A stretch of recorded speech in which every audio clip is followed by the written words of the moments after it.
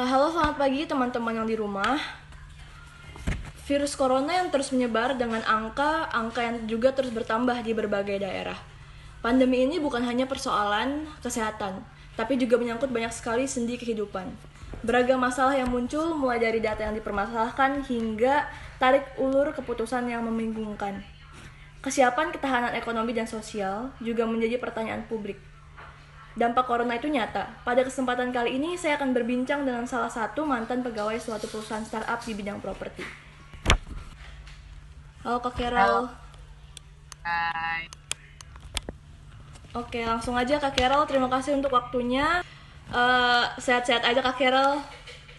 Kan sehat. Mau Oke, lagi itu sih yang paling penting yaitu kesehatan.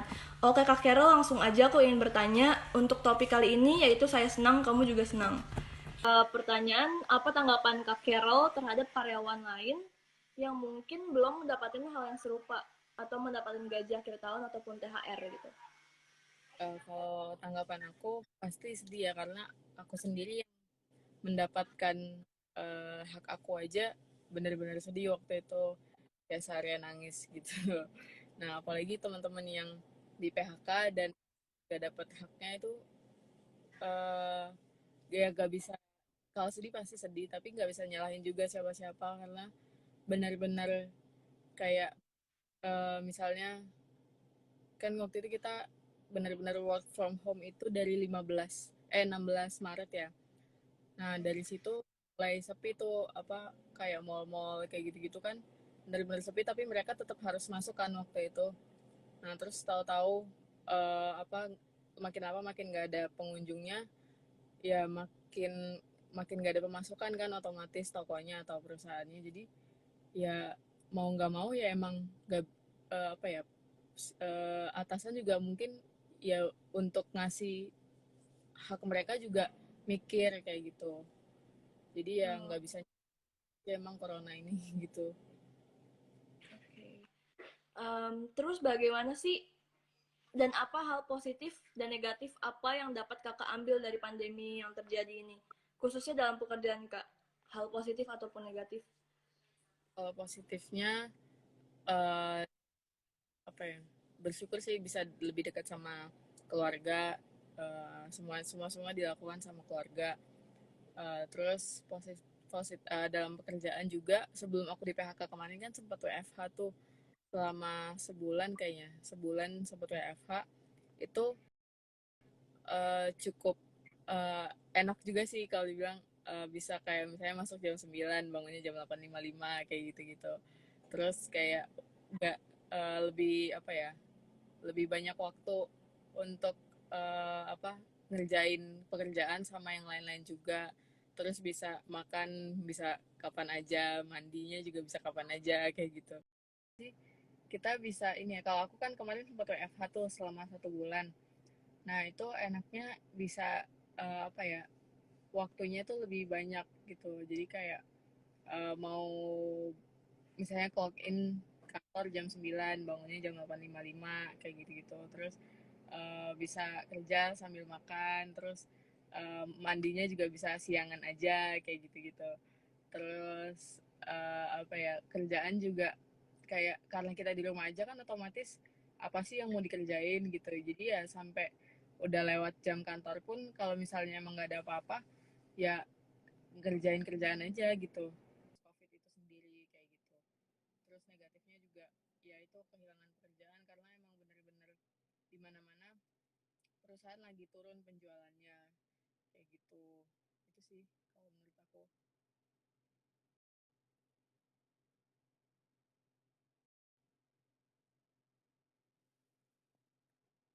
Sorry, nggak ada suara kok.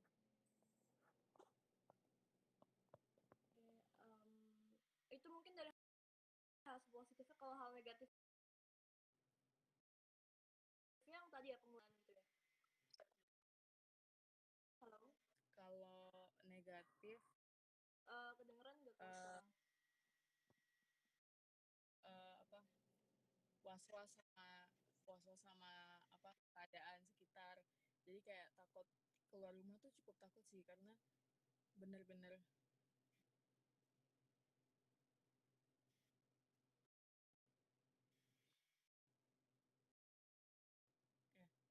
bener-bener untuk keluar rumah tuh bener-bener takut karena kayak kita melawan sesuatu yang nggak bisa kita lihat kan. Jadi uh, ya keluar rumah dikit terus ternyata kalau misalnya ada corona di situ kan kita nggak bisa lihat dengan kasat mata. Jadi ya untuk kesehatan sih was-was kayak gitu. Terus negatifnya juga yaitu kehilangan pekerjaan karena penjualan di mana-mana sedang menurun. Dan ya itu sih menurut aku benar-benar corona ini menggemparkan segala sesuatu.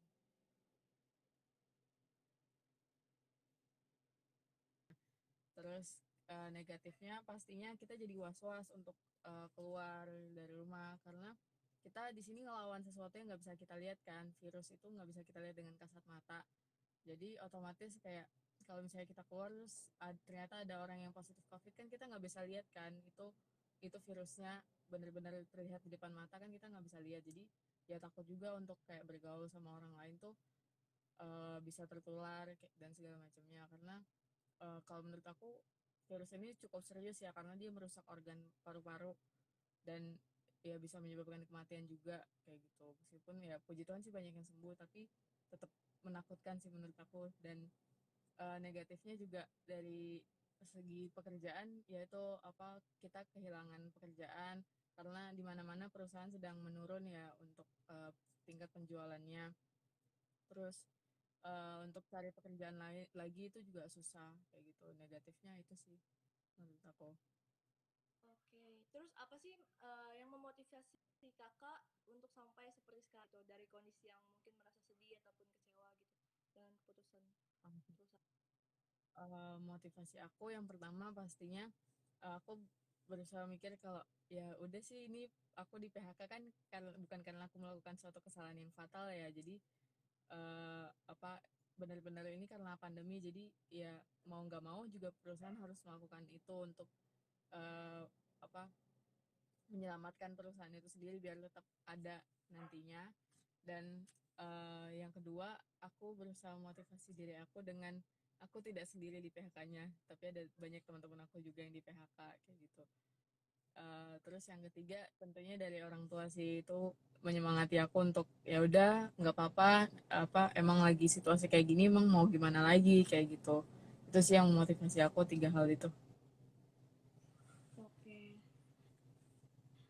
Em, ini ada terakhir lagi, apa pesan yang ingin kakak sampaikan masyarakat atau teman-teman kita yang mungkin dalam kondisi yang sama maupun dalam kondisi yang masih belum. Pesan aku sih ya untuk dari aku sih pesannya yang pastinya tetap semangat, jangan putus asa karena aku yakin pasti di luar sana sebenarnya masih banyak lowongan pekerjaan yang terbuka karena aku sendiri sih kalau dari aku ini sih apa namanya download aplikasi-aplikasi untuk cari kerja ya kayak Jobstreet, Indeed dan lain-lain itu masih puji Tuhan masih tiap hari itu masih ada lowongan pekerjaan yang dikirimin.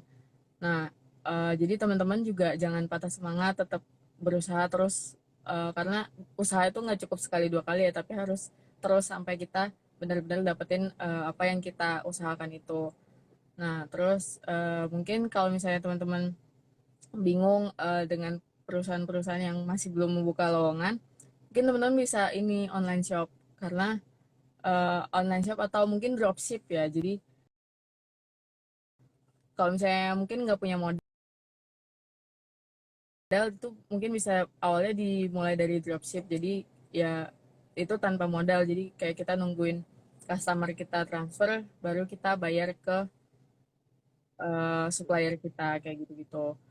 Nah, terus mungkin apa ya? Sebenarnya juga sempat gambling juga sih karena bingung awalnya kayak semenjak corona tuh banyak yang jualan. Jadi kayak siapa pembelinya kalau semua jualan ya enggak? Aplikasi tersebut. Terus untuk masih berjuang untuk kerja, tetap semangat juga, tetap jaga kesehatan. Karena kita saat ini melawan sesuatu yang tidak dapat kita lihat wujudnya. Dan tetap bersyukur kalau misalnya masih bisa kerja meskipun kerjanya makin banyak.